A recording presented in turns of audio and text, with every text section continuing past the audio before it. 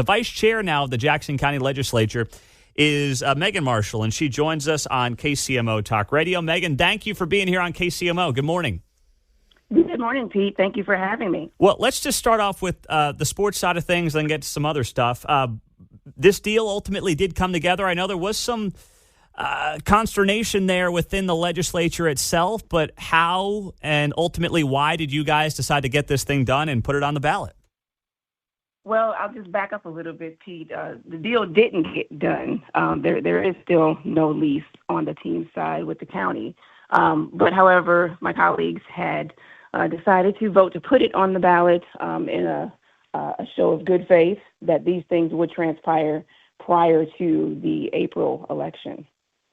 Okay, so basically the teams have to commit to certain things for it to get on the ballot. Is that basically it? That is what I know. I certainly would have preferred that to happen. I know that's what happened in the past. But this time, and this was really the reason behind me voting no, is because, it's kind of unprecedented that we would put something on the ballot and ask the taxpayers to approve it and therefore, put their tax dollars in, and they have no idea what the lease agreement looks like. There's no community benefits agreement. There's not even a location disclosed of where this new stadium would be. So we don't really have a lot of information to tell the taxpayers, and so that was my reason for voting against this. But it ultimately got approved, and that's where we are now. What, it's fair to bring all those things up. What about, like, the Royals? They haven't given you guys any information. I know there's two sites that are getting a lot of attention, the East Village and the old KC Star building. They haven't given you any indication on where they want to be yet? No, they haven't. They haven't made a public announcement. We know just as much as the public knows with the variation of locations. And that was really, kind of the thorn in my side was, I don't have, any angst for the Chiefs or the Royals. I appreciate the excitement and what they bring to the community here. But, I do have an issue when, you have billionaires saying this is what we want, this is what we want to do, and they expect taxpayers to pay for it without giving them anything in return. Why do you think some of your colleagues were steadfast on, expediting this process? That's a great question, Pete. I would say if I had to go into their minds, which I don't want to do, that it was more likely a show of good faith that these things would come to fruition. Me, on the other hand, we're in Missouri, right? So you got to show me before we put anything, on the ballot and, ask our taxpayers to foot the bill. Mm-hmm.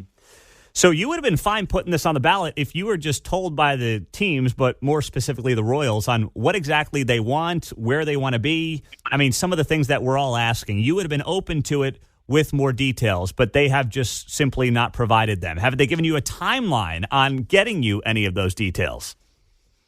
The only timeline that I'm aware of is prior to the April election. But there's also nothing legally binding that says that has to happen. There isn't. Isn't there a date in February, though, where you guys could basically say, hey, we're going to take this off the ballot in April? Isn't there some early February deadline on that? No, the deadline, I'm glad you mentioned that. So the deadline for ballot language to be to the election board is January 23rd. And right now, what we're in, we approved the ordinance on January the 8th.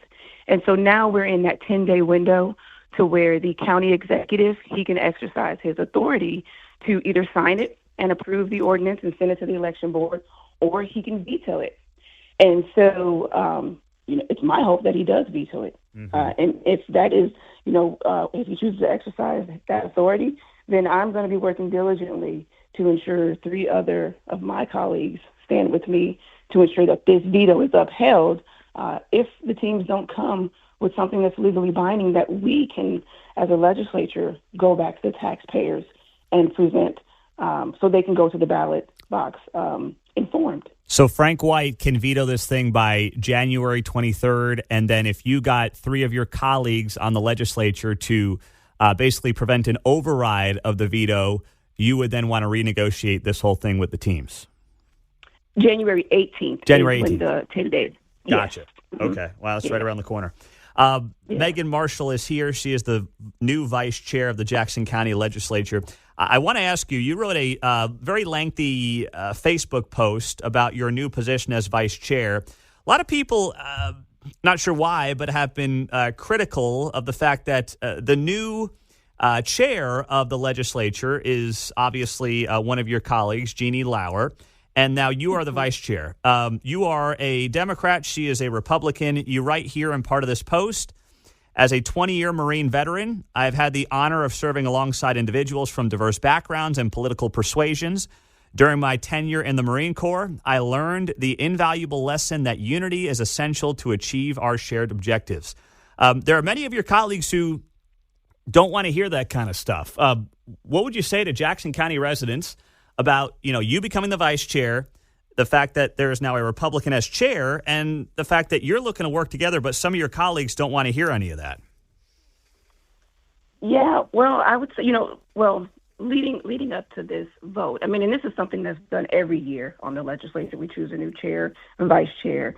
But leading up to this vote, I had received information that other elected officials, other than my fellow legislators across the state, were attempting to use their office in order to sway the vote for leadership in an effort to not have a Republican as chair of the legislature. And that's what I, refer to when I, talk about gutter politics. Because, it's one thing to, state to someone how you feel, your position, and why. But when you try to use your office, by, attacking someone's character or issuing personal threats, that's a misuse of your power, of your authority. And it quite frankly, it's disgusting. And so, when you have that type of, partisanship stuff going on, it's very, very easy for one to, retreat and hide behind that letter, whether it be a D or an R. But I think that, and the majority of my colleagues demonstrated that, if you lead and vote with integrity, it's an example to the people that we serve that, having, a Republican in leadership position, that's not a curse word, right? We've got to learn to work together. And we say all the time, we got to collaborate. We got to do, well, this is putting it into practice.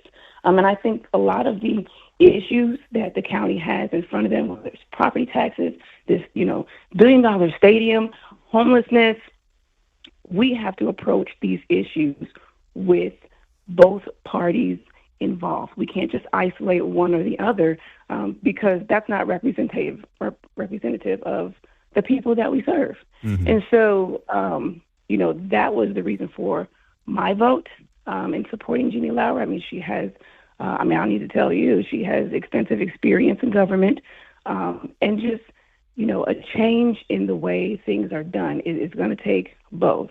And I think that we are demonstrating that. And, I applaud my colleagues who stood with me and supported Jeannie Lauer. And I think that we'll see some great things this year. Well, we hope so, and certainly seems that I'll say this, so you're not saying it, but I certainly think for some of your colleagues, too, it's about their personal political motivations and political futures. So I will just leave it at that, so it comes from me and not from somebody else. So there's the new vice chair of the Jackson County Legislature, Megan Marshall, joining us on KCMO.